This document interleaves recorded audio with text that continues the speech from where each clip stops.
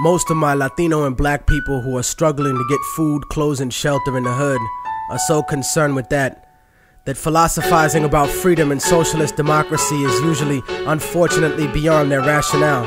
They don't realize that America can't exist without separating them from their identity. Because if we had some sense of who we really are, there's no way in hell we'd allow this country to push its genocidal consensus on our homelands. This ignorance exists, but it can be destroyed. Niggas talk about change and working within the system to achieve that. The problem with always being a conformist is that when you try to change the system from within, it's not you who changes the system, it's the system that will eventually change you.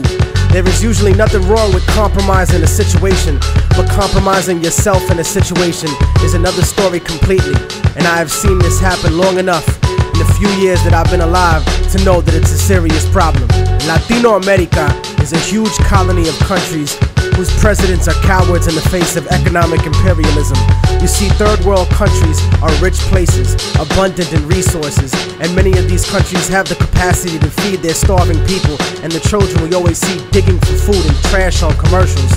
But plutocracies, in other words, a government run by the rich, such as this one, and traditionally oppressive European states, force the third world into buying overpriced, unnecessary goods while exporting huge portions of their natural resources. I'm quite sure that people will look upon my attitude and sentiments and look for hypocrisy and hatred in my words. But my revolution is born out of love for my people, not hatred for others. You see, most of Latinos are here because of the great inflation that was caused by American companies in Latin America. Aside from that, many are seeking a life away from the puppet democracies that were funded by the United States. Places like El Salvador, Guatemala, Peru, Colombia, Nicaragua, Ecuador, and la República Dominicana. And not just Spanish-speaking countries either, but Haiti and Jamaica as well. As different as we have been taught to look at each other by colonial society, we are in the same struggle. And until we realize that, we'll be fighting for scraps from the table of a system that has kept us subservient instead of being self-determined. And that's why we have no control over when the embargo will stop in Cuba or when the bombs will stop dropping in Vieques. But you see, here in America, the attitude that is fed to us is that outside of America, there live lesser people. Fuck them, let them fend for themselves. No, fuck you. They are you. No matter how much you want to dye your hair blonde and put fake eyes in, or follow an anorexic standard of beauty, or no matter how many diamonds you buy from people who exploit your own brutally to get them, no matter what kind of car you drive, or what kind of fancy clothes you put on, you will never be them. They're always gonna look at you as nothing but a little monkey. I'd rather be proud of what I am rather than desperately try to be something I'm really not, just to fit in. And whether we want to accept it or not, that's what this culture or lack of culture is feeding us. I want a better life for my family and for my children, but it doesn't have to be at the expense of millions of lives in my homeland. We're given the idea that if we didn't have these people to exploit, that America wouldn't be rich enough to let us have these little petty material things in our lives and basic standards of living. No, that's wrong. It's the business giants and the government officials who make all the real money. We have whatever they kick down to us. My enemy is not the average white man. It's not the kid down the block or the kids I see on the street.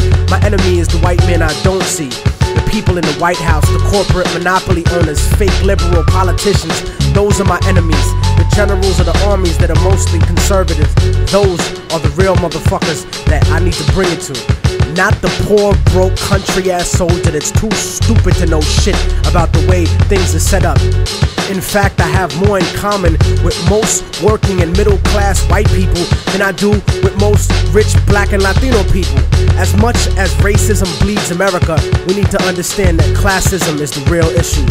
Many of us are in the same boat, and it's sinking, while these bougie motherfuckers ride on the luxury liner. And as long as we keep fighting over kicking people out of the little boat we're all in, we're gonna miss an opportunity to gain a better standard of living as a whole. In other words, I don't want to escape the plantation. I wanna come back, free all my people, hang the motherfucker that kept me there, and burn the house to the goddamn ground. I wanna take over the encomienda and give it back to the people who work the land. You cannot change the past, but you can make the future.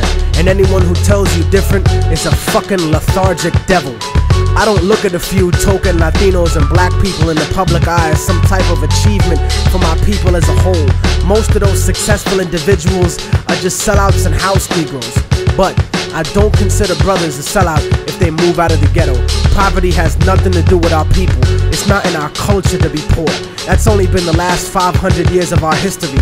Look at the last 2,000 years of our existence and what we brought to the world in terms of science, mathematics, agriculture, and forms of government. You know, the idea of a confederation of provinces where one federal government controls the states? The Europeans who came to this country stole that idea from the Iroquois League. The idea of impeaching a ruler comes from an Aztec tradition. That's why Montezuma was stoned to death by his own people, because he represented the agenda of white Spaniards once he was captured, not the Aztec people who would become Mexicans. So in conclusion, I'm not gonna vote for anybody just because they black or Latino. They have to truly represent the community and represent what's good for all of us proletariat. Porque si no, entonces te mando pa'l carajo, cabrón, gusano, hijo de puta. Seramos libres pronto. ¡Viva la revolución! ¡Viva la revolución!